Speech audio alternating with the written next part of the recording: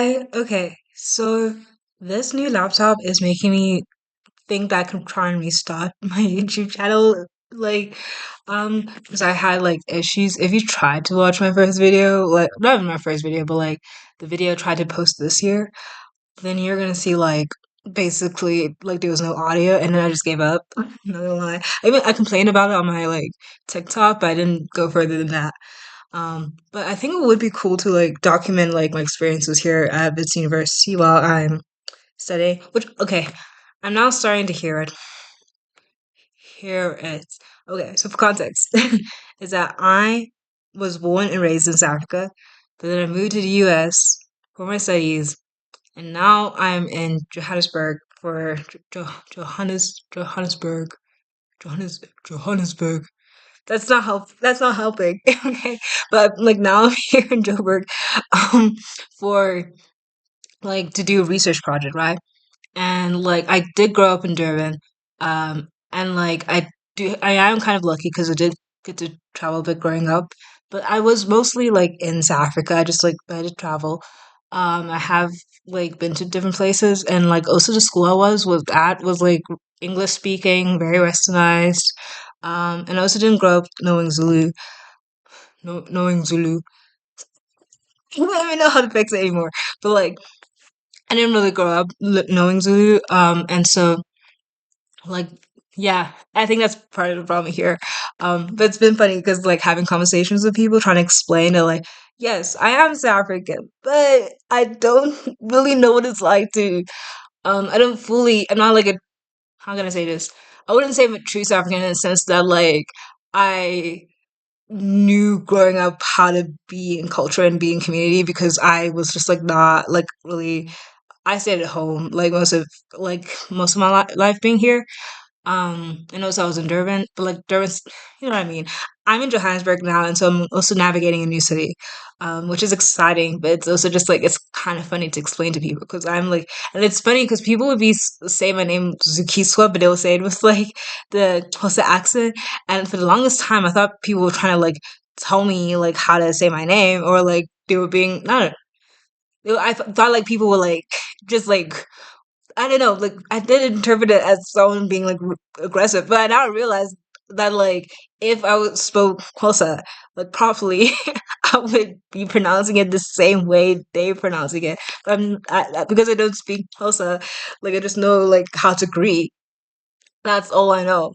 And it's been so funny, like, because in the States, I'm like South African, so I'm like, I'll be like, yeah, I know all this stuff about South Africa. And it's true, I do know all this stuff, but like, I'm also so westernized, like, I also don't know what I'm talking about. If that makes sense. Like, I know what I'm talking about because I've read a lot, and I know what I'm talking about.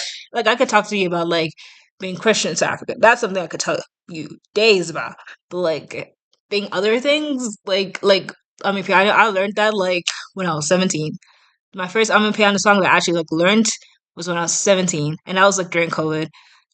So like just for context, like I didn't, and I also did not grow up speaking like a native language. I did try to learn it in high school, but it was really bad. What else happened? Like I wasn't allowed to use public transport. I like could only really go places with my parents, like for like safety reasons, because I also didn't have like a lot of like a large group of friends growing up, or at least especially not in high school. But high school's a whole other thing. We're not gonna talk about that. But like it kind of meant like that like my experience of South Africa was very much like not only English speaking South Africa, but very like even that was somehow limited because like I couldn't relate to like my peers who like were white either. And so like and also I was like still had like I couldn't go to like it's not like I went out partying a lot in high school and I was one of those kids or anything like that. Well, I don't know. I don't mean like you know what I mean. Like I just wasn't like I didn't have as much necessarily freedom, but I did go to like some sleepovers and I did go to like some birthday parties at a house, but like I think I'm comparing myself to like what I remember from high school and the other people's experiences, and I just was, anyways, I didn't feel like I fit in anywhere. So it's just kind of funny being here. I'm trying to think about how much I'm going to disclose about myself online because I also need to think about a job after this. Like, and I do want to talk about I'm gonna do different things. Like, there's so many topics I want to talk about. I remember want to just talk about like the idea of like reverse fasting, which sounds like blasphemous, but I will explain it in another video, and you will understand where I'm coming at. Like, and then I wanted to talk about like well, what's it?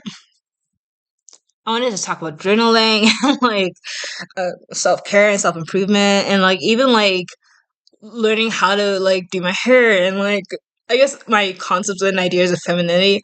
I low-key wanted to do politics at first, and I do have a podcast for that. But I am looking at like U.S. politicians, politics right now, and it does seem that that's not the best idea right now. Maybe not. Like but and it's fascinating because I remember I saw this. I'll look for it somewhere. I'll mention it in the next video where I found it. But I saw this video that was on like YouTube, and like this girl was like talking about. I don't know where it is. She was like discussing the idea that like Gen Z is actually very traditional and becoming radically more conservative. And like on some level, I can like I see it a little bit. I think there's this weird notion that like a generation can only be liberal or can only be conservative. And I think that's like a dumb concept. Like not to be rude, but like yes, there is like a resurgence of conservatism in a sense that perhaps people didn't expect there to be like a popularization of conservative values and ideas in the media. But I don't know. I think it's just like the fact that like these two groups of people will always like the political spectrum will always exist in different ways. But I also get what people are saying. I guess like people were more surprised by the voting trends this past election season, and like also like just taking note of like the fact that like especially Gen Z men appear to like statistically appear to not be as liberal as we once may have assumed they were. Um, and it is interesting, but the video is focusing on the idea of like women specifically becoming more traditional, and the idea of like trad wives and like modest outfits trending and etc. But I don't know. I had thoughts about that because I was like, I feel like people sometimes harp a little too much on women who are not like trying to be political and they just want to bake cookies and bread, and then that's somehow like the biggest political statement you can make nowadays. Like like not to bring up Nara Smith, but to bring her up. Like she's not, she didn't say anything about her politics. She just didn't, and I feel like that's all like you can just like let her be then, like let her be woman, let her like be someone who likes cooking and someone who's very happy and like she looks cute, she looks beautiful, she is happily married, and like I don't know. I felt like people were like unnecessarily harsh on her when I feel like I can think of other like girls who like were actually like trying to influence others into like how can I say this?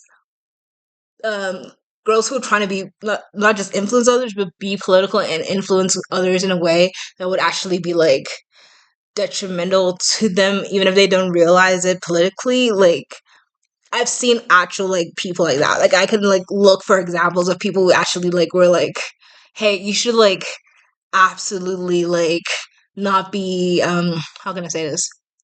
Like under any circumstance you shouldn't like allow like how can I say this? See? That's I'm me. I'm gonna talk about politics. So how am I gonna avoid talking about politics? But like basically just like I just feel like people were getting unnecessarily upset when people do want to live their lives. And then also with like girl dinner, okay, maybe I shouldn't talk about girl dinner because I do have my like I'm thinking about my positionality on this situation and maybe technically just because I thought it was fine, like I also recognize my positionality on this situation might mean that maybe it wasn't fine.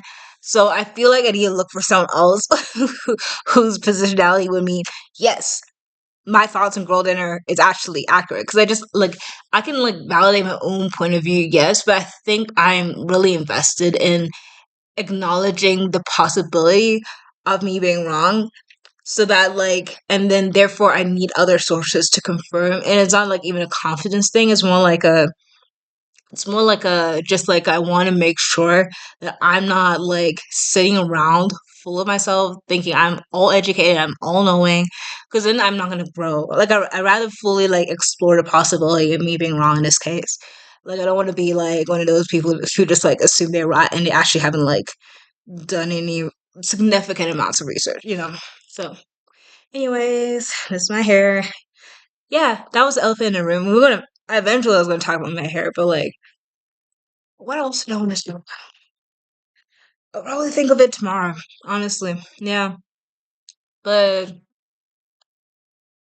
yeah, this was cute lighting. And I actually like the whole like old like webcam thing. Like it's a good like starter YouTube thing. It's almost as if I'm back in 2006. But yeah, okay. Toodles, bye. I will talk to you next time about something. Okay, cool.